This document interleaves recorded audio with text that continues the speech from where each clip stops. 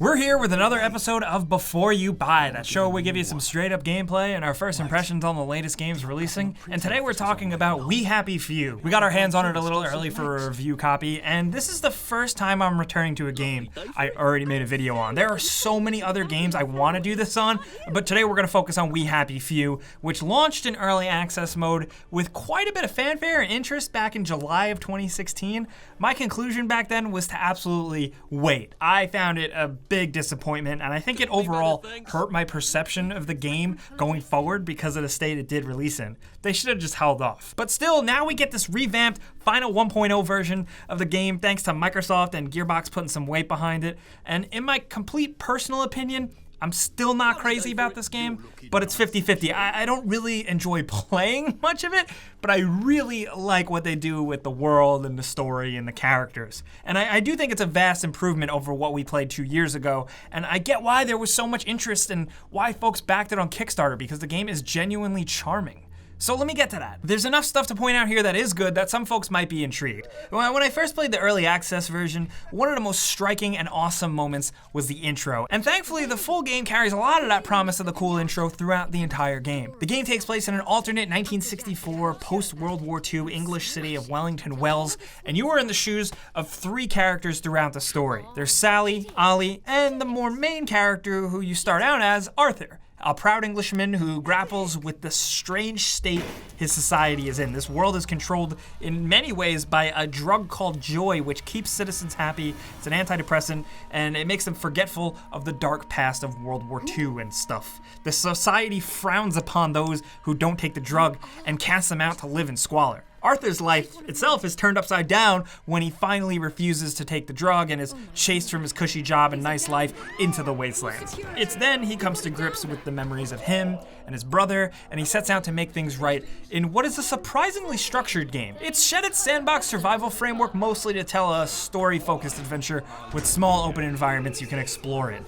There are still elements of where it was a complete survival game, and at times it does feel a bit awkward. There is tons of scavenging to do, but thankfully, not eating or sleeping or drinking now is a bit de-emphasized. Instead, you're incentivized to keep those stats up just because they'll give you buffs. So if you're not thirsty, you will run more efficiently. If you're well rested, you'll fight better, and so on, with the other characters having their own slight twists on this too, which I really liked. I appreciate that they did adapt this way because the game never felt like it should have been a full-on survival game. What it now does actually feels a bit like BioShock. Some people may not want me to compare the two, but whatever, I'm gonna. There's a large focus on scavenging for items to scrape through your way forward, crafting medkits and weapons and lockpicks along the way. None of it really feels too in-depth or really cohesive though. It's all just there, and it's fine. And that's what most of the gameplay is. It's also really glitchy, with moments that make it feel really low budget, with really wonky NPC characters and frame rate hitches.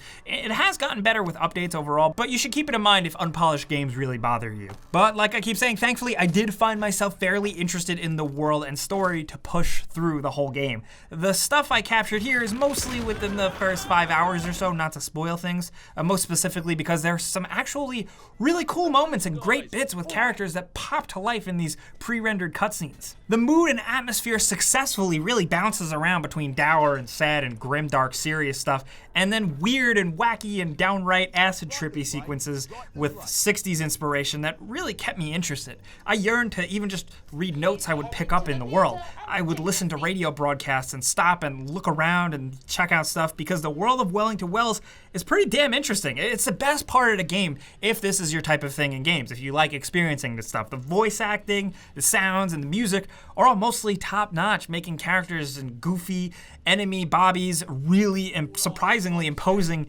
and the differences between being high on happy drugs and being in the sad real world totally wild. The game is focused around combat, stealth, and exploration, but also there's a more social aspect where people can tell whether or not you're on your medication and they can turn on you. This, like other gameplay elements I'll get to, unfortunately feels a little half-baked. While I appreciate the fact that it's unique, and the act of hiding from people or managing your joy intake feels very simple, and most of the time, it was all a breeze to get through. You just have to watch yourself in certain neighborhoods, dress normal, don't run around like a crazy person, punch people or rummage through garbage bins, and you'll mostly be okay. While I can't really offer suggestions on how I would have liked to have made the social aspect stronger, I can only say I saw the potential and just wish there was more of it, because sitting on a park bench reading a newspaper while a scary policeman walks by is a cool experience, but the actual ramifications seem fleeting most of the time. But thankfully, the other two characters do manage to make the experience fairly fresh throughout the whole playthrough, so I'll give points for that just as the whole adventure.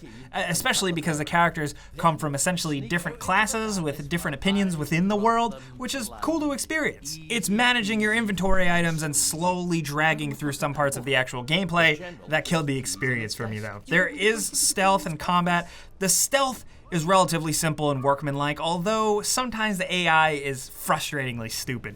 There have been fixes in the review build I have been playing, but most of the time I found myself just throwing distraction objects in one direction for the guards to walk to while I headed in the opposite direction, rinse, repeat. Like I said, mostly simple and kind of lame, but the footsteps indicator is a nice touch though if we want to talk about mechanics. You see the footsteps of your enemies, and it's a nice stealth awareness indicator that doesn't feel completely handholdy or covering up the entire screen letting you see through walls or something. It was a nice gameplay touch and I appreciated it. But combat is where it falls apart for me though. It's melee focused and you'll use random household objects and makeshift weapons to bludgeon bullies and police and crazed citizens with a light and eventually heavy attack, a block, and a shove button to break guards. It's all very simple and hitboxes feel weird from both you and the enemy's distances on either receiving end, and they move around awkwardly and it just always feels very unpolished and not very fun. Occasionally I would laugh when I'd slap someone across the face with a shovel, but mostly I tried to avoid combat as much as possible.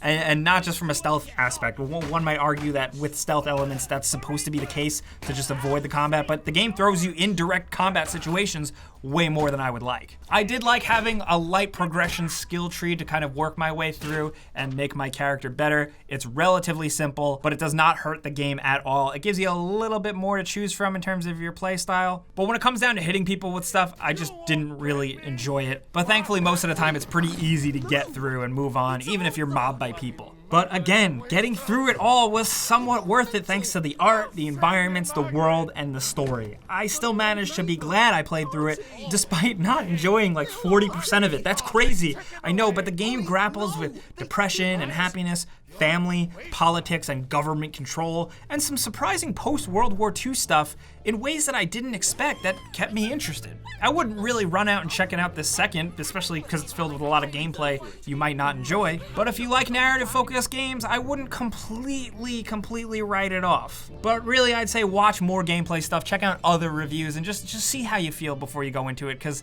it really is just a mixed bag. God, I can't believe that's such a stereotypical review phrase. But of course, this is a before you buy, so I give you pros, cons, and tons of personal opinion, and now I definitely want to hear yours down in the comments. We Happy Few does drop this Friday. The review is out a little bit earlier, so come back, let me know what you think. If you have been following the game from Kickstarter, I definitely want to hear your opinions, and maybe you checked out the early access version. Whoever you are, whatever it is, let's talk We Happy Few down in the comments, also on discord.gg/gameranx. If you enjoyed this video, you should consider subscribing and clicking that notification bell so you know when we upload a video. We do every day, so it definitely might be worth it. But as always, thanks for watching. We'll see you guys next time.